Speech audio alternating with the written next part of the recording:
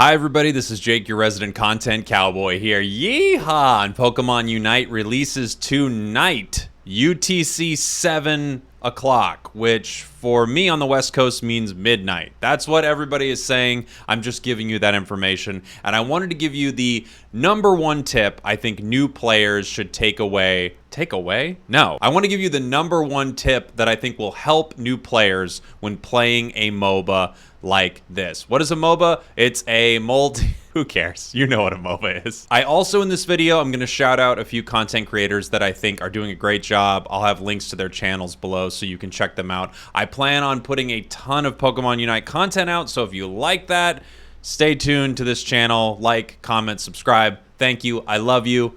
My one big tip would be, I got two big tips. I just decided it's two big tips right now. I'm going to change the title of the video to two big tips. Title change. Now it's two tips. My two big tips. First, be okay with losing and watching videos and understanding how a MOBA works. That's just my first tip. You're gonna lose a lot. You're not gonna understand why this Garchomp is destroying you. You're not gonna understand why when you play Alolan Ninetales, it's not working out at all, and then someone else is destroying. So take some time. It's okay. Breathe. You don't have to win every single match. You can pick the Pokemon you like. Now, my big tip for new players is know your role. You need to know what each Pokemon is supposed to do in the game. Let's talk about the roles in Pokemon Unite. We'll start with the attacker role. Most Pokemon are attackers right now, but I mean, it's pretty evenly distributed, but most Pokemon are attackers. That is Pikachu, Greninja, Venusaur, Alolan Ninetales, Cramorant, and Cinderace. These Pokemon are going to be all ranged, right? Yeah, except for kind of how Greninja works, but all ranged Pokemon that are focused on dealing the most damage to enemy Pokemon and some of the minions that are in your lane. Most likely with these Pokemon, you're going to be playing one of the two lanes, top or bottom. You're going to be there with sort of an all-rounder support or defender character, and your job is to deal all the damage. They want to keep you alive so that you can use all of your most powerful abilities on enemy Pokemon, hopefully targeting their most vulnerable Pokemon and winning the match that way. That is what you're doing as an attacker. You're winning your lane and you're trying to knock out opponent Pokemon.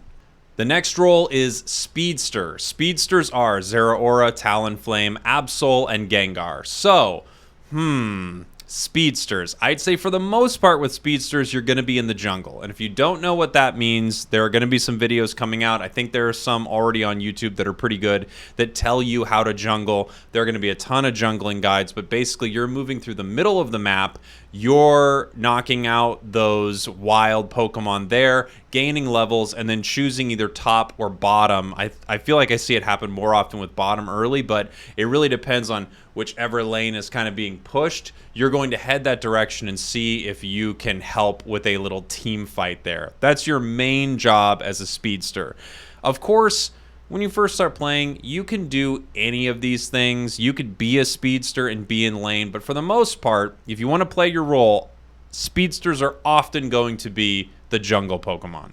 Let's talk about all-rounders. Charizard, Lucario, Machamp, Garchomp. These Pokemon will work as a jungling Pokemon and also work in lane, some better than others. They have a lot of attack power and they have high endurance. So what that means is they can be in the thick of a fight. They're not hanging back like Alolan Ninetales and Pikachu, making sure that they can continue to do damage. They're getting right up in people's faces. They're disrupting a lot of the battlefield. Not as much as the next Pokemon we're going to talk about, but this is that middle ground between attacker and defenders. Defenders are Snorlax, Crustle, Slowbro. Defenders' whole job is making sure that their allies can do what they need to do, so you are protecting your squishier, weaker attacker people, and you're disrupting the enemy team. They all have powers to do this, but that's mainly what you're doing, is being a big Snorlax, blocking the path, and they're trying to play the Poke Flute, and it's just not working. You are controlling the battlefield with your defenders.